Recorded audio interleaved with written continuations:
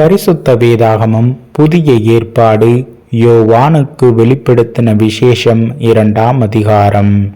எபேசு சபையின் தூதனுக்கு நீ எழுத வேண்டியது என்னவெனில், 7 நட்சத்திரங்களை தம்முடைய வலது கரத்தில் ஏந்திக் கொண்டு 7 பொன் குத்து விளக்குகளின் மத்தியிலே உலாவிக் கொண்டு இருக்கிறவர் சொல்லுகிறதாவது: உன் கிரியைகளையும் உன் பிரயாசத்தையும் உன் பொறுமையையும், நீ பொல்லாதவர்களை சகிக்க கூடாமல் இருக்கிறதையும், அப்போஸ்தலரல்லாதவர்கள் தங்களை அப்போஸ்தலரென்று சொல்லுகிறதை நீ சோதித்து அவர்களை பொய்யரென்று கண்டறிகிறதையும், நீ சகித்து கொண்டு இருக்கிறதையும் பொறுமையாயிருக்கிறதையும், என் நாமத்தின் நிமித்தம் இளைப்படையாமல் பிரயாசப்பட்டதையும் அறிந்திருக்கிறேன்.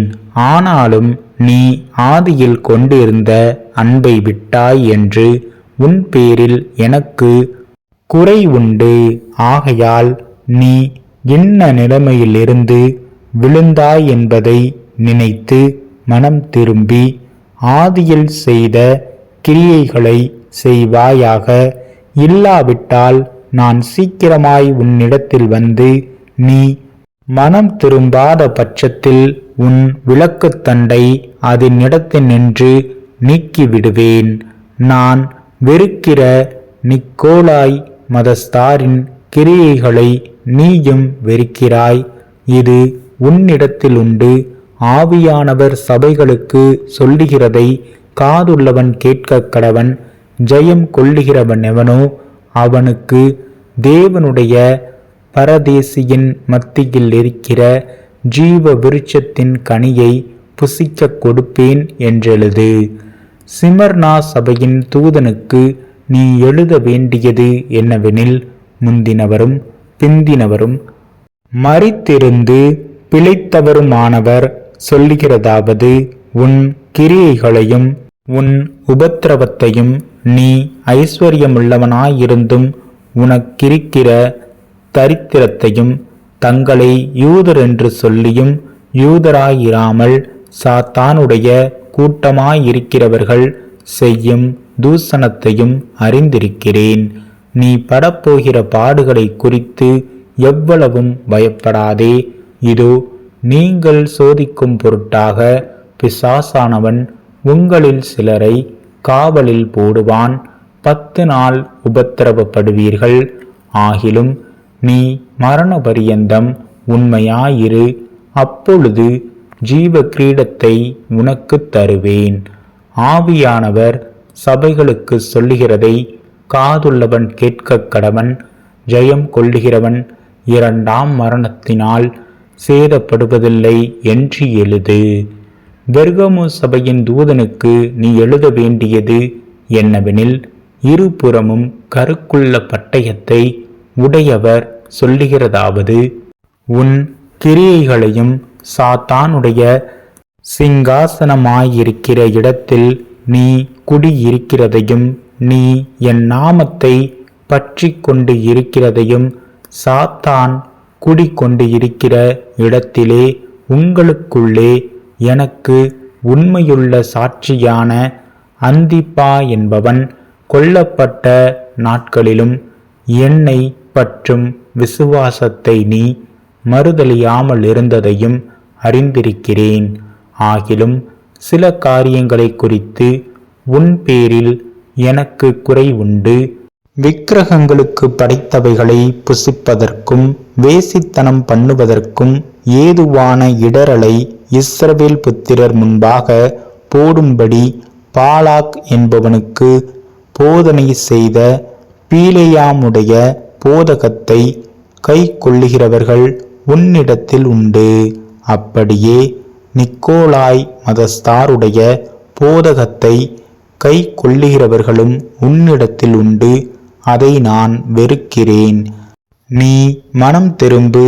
இல்லாவிட்டால் நான் சீக்கிரமாய் உன்னிடத்தில் வந்து என் வாயின் பட்டயத்தால் அவர்களோடே யுத்தம் பண்ணுவேன். ஆவியானவர் சபைகளுக்கு சொல்லுகிறதை காதுள்ளவன் கேட்க கடவன்.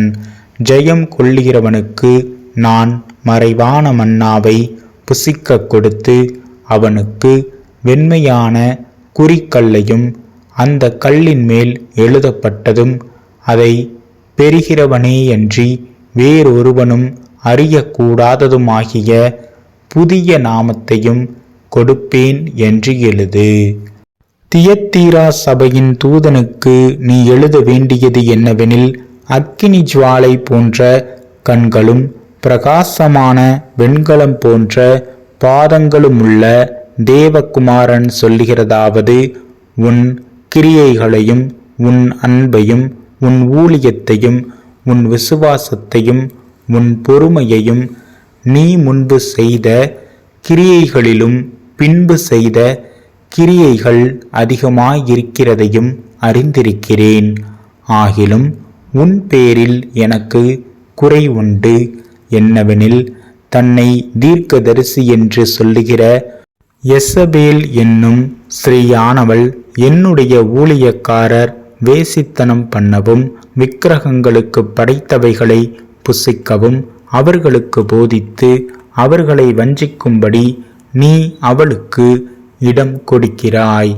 அவள் மனம் திரும்பும்படியாய் அவளுக்கு தவணை கொடுத்தேன். தன் வேசி மார்க்கத்தை விட்டு மனம் திரும்ப அவளுக்கு விருப்பமில்லை.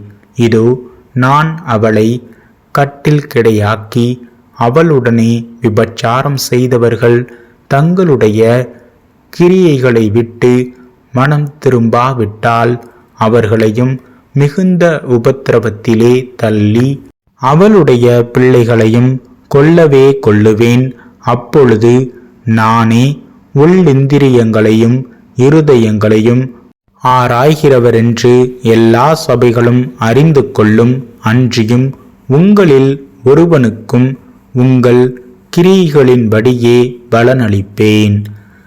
தியத்தீராவிலே இந்த போதகத்தை பற்றி கொள்ளாமலும் சாத்தானுடைய ஆழங்கள் என்று அவர்கள் சொல்லுகிறார்களே, அந்த ஆழங்களை அறிந்து கொள்ளாமலும் இருக்கிற மற்றவர்களாகிய உங்களுக்கு நான் சொல்லுகிறதாவது, உங்கள் மேல் வேறொரு பாரத்தையும் சுமத்த மாட்டேன்.